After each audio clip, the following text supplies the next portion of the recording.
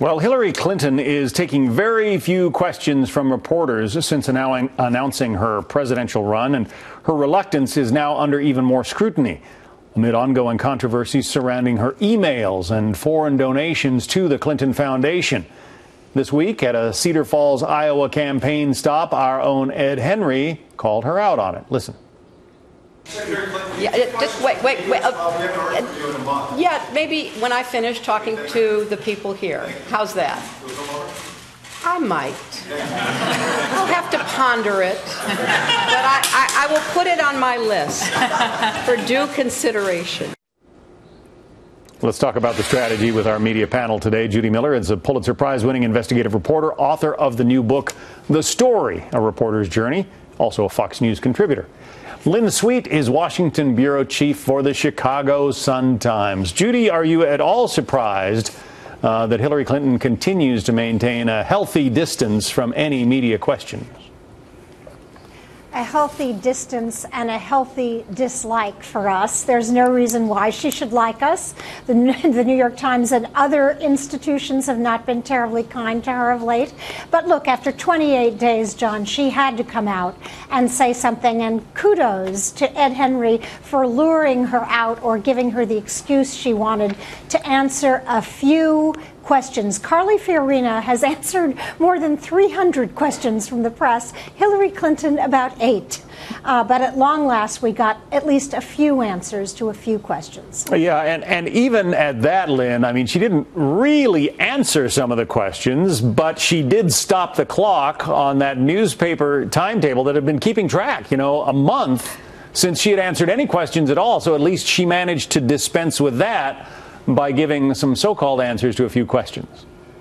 Well, let's say she addressed the topics, because each of those questions could have been the subject of a long, meaty interview. This is a tactic that front-runners often take. Used to be called in some times a Rose Garden strategy, why look for trouble? Now, I'm part of the press. I want her to answer questions. I'm glad Ed Henry set the stage for her to take some questions, because I think her campaign finally realized you need to pop that balloon a little bit about just the drumbeat of questions. I think, though, that campaigns know that if you take a hit for not answering questions, it's potentially less of a problem than if you give an answer that gets you in trouble. Judy, you have described it as a hear no evil, see no evil strategy. Can you elaborate on that? Right.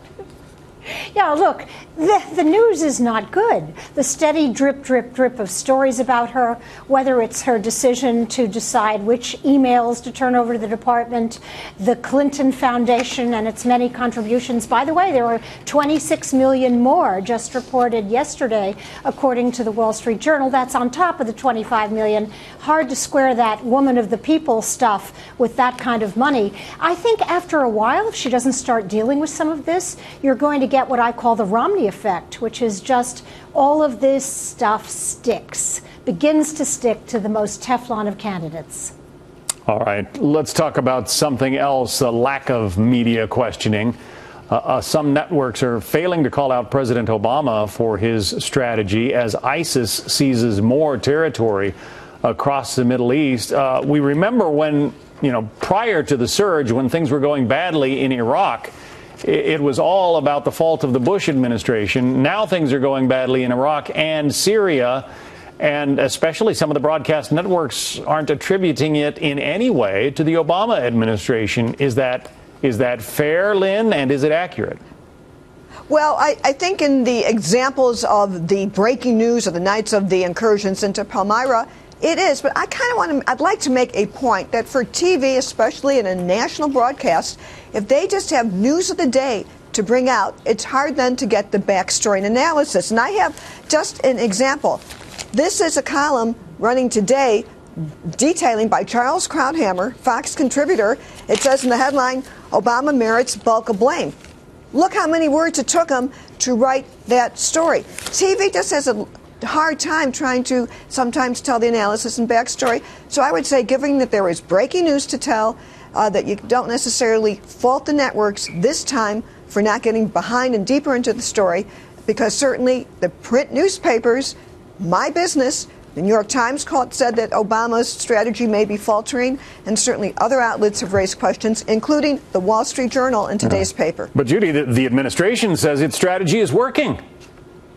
Exactly. Here in the planet Middle East, or the planet Earth, by what measure is this strategy, quote, strategy working? Look, my book opened in Ramadi in 2010 as U.S. forces were pulling out. The murder rate for that province was lower than Chicago at that point.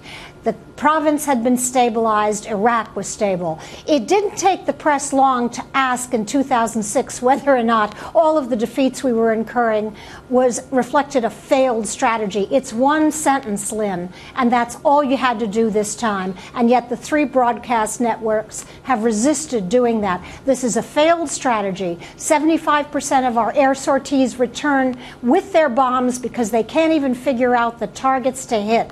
This is not working. It's Yemen, it's Libya, it's far beyond Iraq and Syria, and it's about time the broadcast networks started asking some tough questions. All right. Lynn Sweet, I'm sorry, Judy Miller as well as Lynn Sweet, thank you both.